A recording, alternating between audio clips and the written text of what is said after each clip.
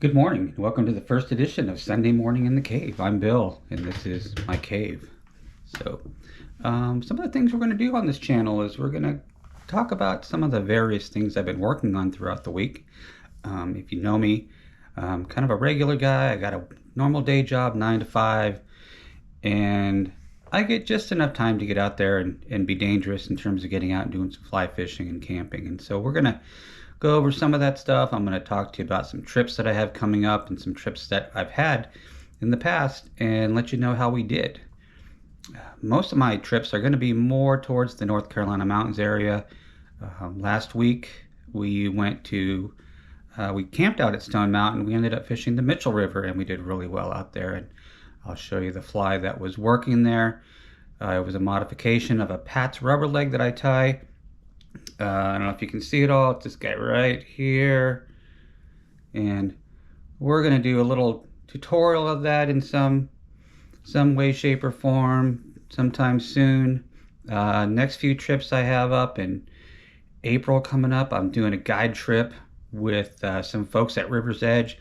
I think we're going to be out at the Nantahala for the day waiting, so that's going to be a lot of fun. I'll take my camera out there and we'll do some shots and show you what flies we're using for there. And then in May, I've got a trip coming up to Islamorada. We were supposed to do a big trip out to Michigan for smallies and muskies and all that stuff, but we're gonna had to shorten that up because of work, which I'm sure all you know about. And so I'm been getting ready for that trip as well. I've been consulting some friends and what flies we're gonna be fishing. And I think we're gonna end up mostly fishing from shore because that's going to be perfect time for the snook to be in on the troughs, so we can hang out on the beach and do some shore fishing with the fly rod. Wife's probably going to have a spinning rod, so we'll get some footage on that as well. So we got a lot of good things that are coming up. Also, some things I've been working on as well is getting my bushcraft equipment ready to go. So we'll be doing some bushcrafting here probably a few Sundays from now. I'd like to do this every Sunday and then we can kind of do a wrap up of all the stuff I've been doing for the week. All right, well, if y'all have anything you want to see, any flies you want to see tied, I'm going to actually go over some of my flies that I like to use. Throughout my years of fly fishing, I went from having multiple boxes with thousands of flies in them when I show up to the river and realize that I probably only needed maybe like 3 or 4, and I'm sure some of you have run across that as well. So hopefully as you become better anglers, your box gets a little bit smaller, you start minimizing things, and you get you a little bit more mobile on the water. Today I'm going to talk about some of those flies that I like to use, especially during the delayed harvest waters.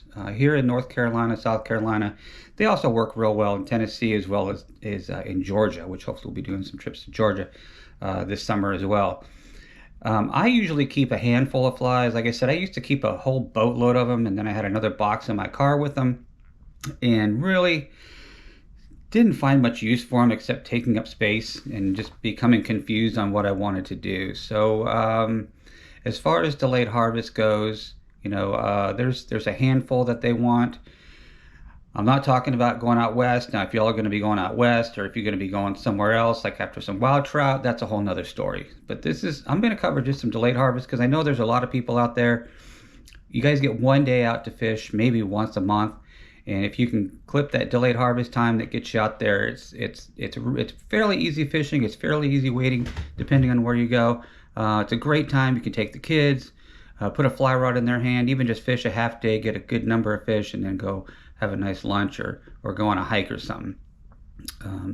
Because I know a lot of these places like Stone Mountain, Wilson Creek, Curtis Creek, Helton Creek, all those places, they're just absolutely beautiful places to go. And if you have kids and they just want to play in the water or just go for a hike, I mean, it's definitely God's country. So utilize that as some family time as well.